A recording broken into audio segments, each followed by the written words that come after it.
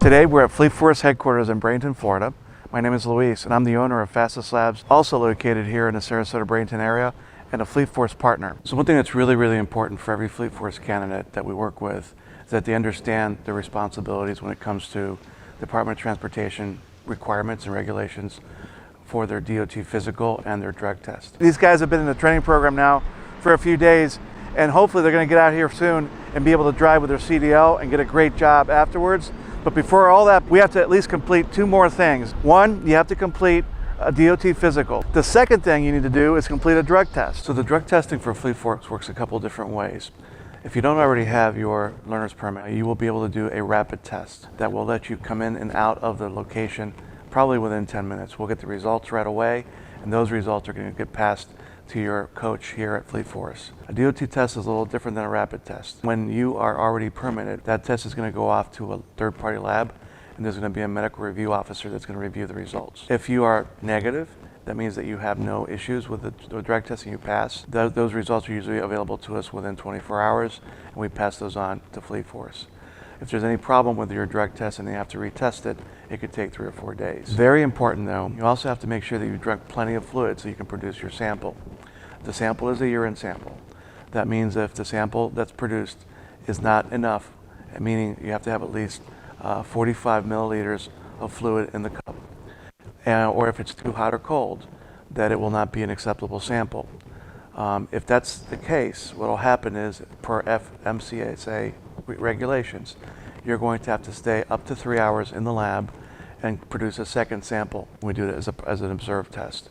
And observed means observed. It means that somebody will be standing next to you while you place the sample in the urine cup. I know it can be uncomfortable for some people to do that.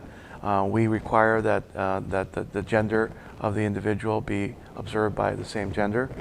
So that's something that we do just from your driver's license. Whatever gender is on your driver's license is what we use. If you decide that you don't want to stay for the test once it's already started, or you don't want to produce a sample or a second sample, that gets classified under the rules as a refusal. That's not a good thing. That means that you will be reported to the D.O.T. clearinghouse, and that test will go through and be reported, and it'll be on your record for at least 3 years. That's a very serious issue because that means that you're likely not going to be accepted into the Fleet Force program, and it also means that you're going to have to perform what they call an SAP, a program that will put you in a program of recovery to be able to take that and be able to start driving again. If you think there's any reason why you shouldn't take the test, then just don't show up for the test. Call us up and tell us that you're not ready to do it. So what's a D.O.T. physical? A D.O.T. physical is an examination of your overall health condition to make sure that you're in good conditions to be able to drive a truck.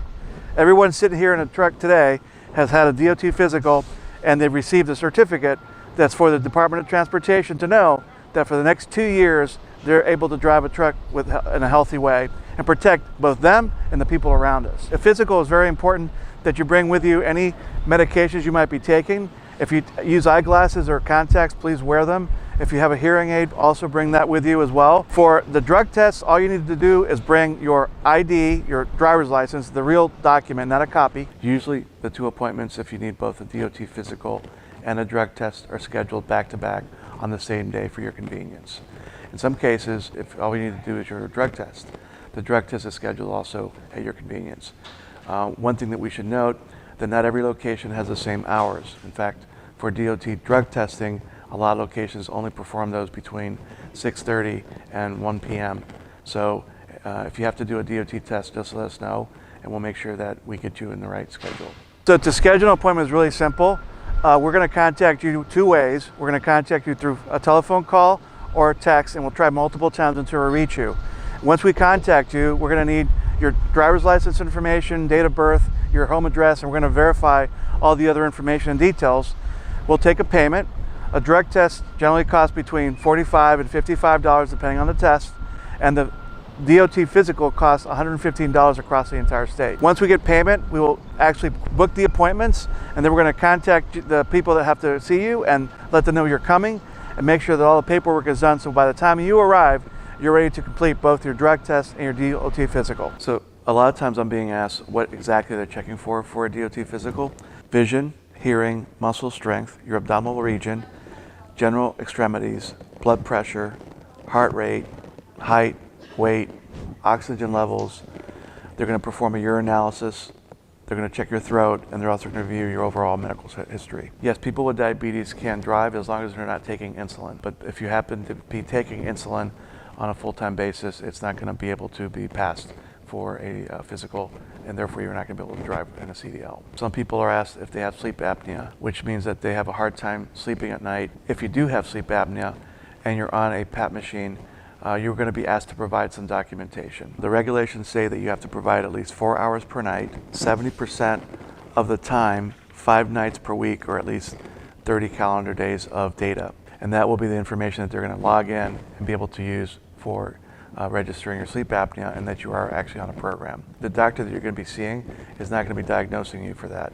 If you have any concerns on your own that you have that condition, that's something that you should go see your own doctor for. If you have held a medical marijuana card in the past, or you have a current medical marijuana card on file with the state, it's a requirement that you should retire that officially. Some people can test positive for marijuana up to 4 or 5 months or more after they've stopped using it.